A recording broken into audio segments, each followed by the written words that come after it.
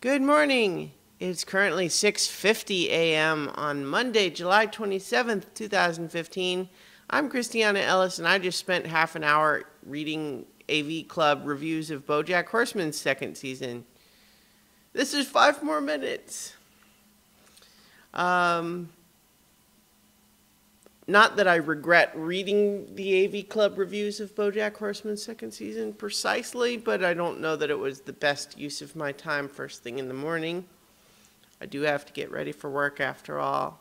I had not yet recorded this video, which is of course supposed to be first thing I do. I was interested in reading it though, just because I finished watching the second season of Bojack Horseman last night, and I like it, and so I'm still thinking about it. And that's Luna's making mysterious noises over there somewhere. And now, because I mentioned her name, she's just come to see what if I needed her for anything. So I still don't know exactly what that weird scratching noise she was just making was all about. Bojack Horseman, if you guys are not familiar with it, is a Netflix original series. It is animated, starring Will Arnett as a horse, because it takes place in a sort of parody Hollywood where there's regular humans, but then there's also animal people. And this is treated as perfectly normal, ordinary, no big deal, who cares, it's not a thing. It's just, that's the way the world is that you have, regular humans, and then you have a chicken person, and a horse person, and a dog person, and a cat person, and it's all just treated as perfectly ordinary. And so it's kind of a fantastical landscape in that regard, too. But then Bojack Horseman, the titular character played by Will Arnett, is a classic Will Arnett character type. Like if you know him from Arrested Development, say.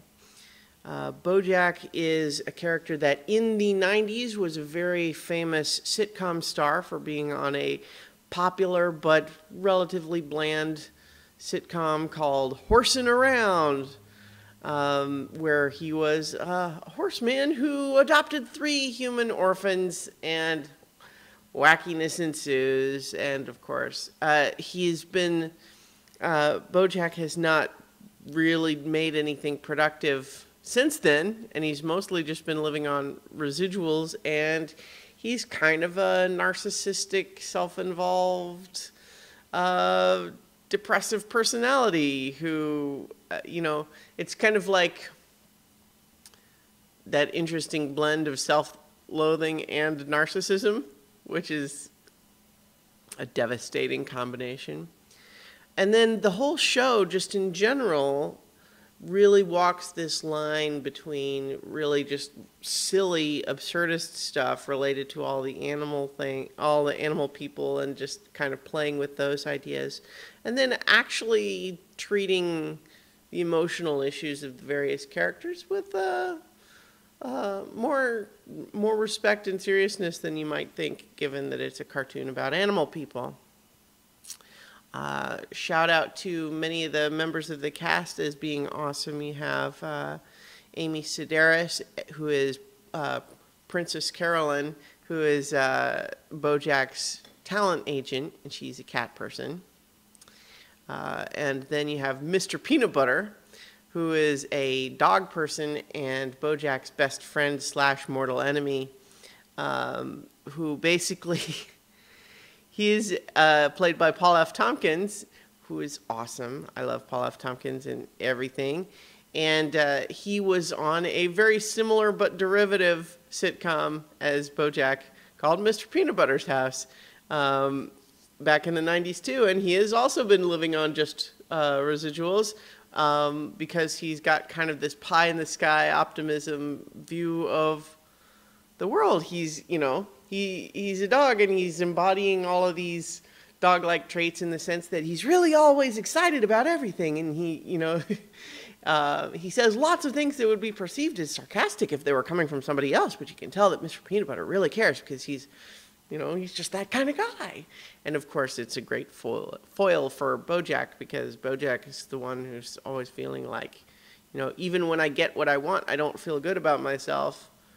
And then here's this guy who seems to have this sunny disposition, completely independent of anything that actually happens in the world. And then you also have Aaron Paul, best known as Jesse from Breaking Bad, who is playing Todd, who's basically just a 20-something loser hanger-on that Bojack allows to sleep in on his couch. And he gets up to his own wacky B-plot antics. And it's really, it's a good show. It's a Netflix original, if I didn't say that already. And I recommend it. So I just finished watching season 2, and it's a show that, just like I said, simultaneously has lots of just surreal animated silliness, but also some surprisingly nuanced things to say about, like, depression and ambition and, you know, of course, just Hollywood in general.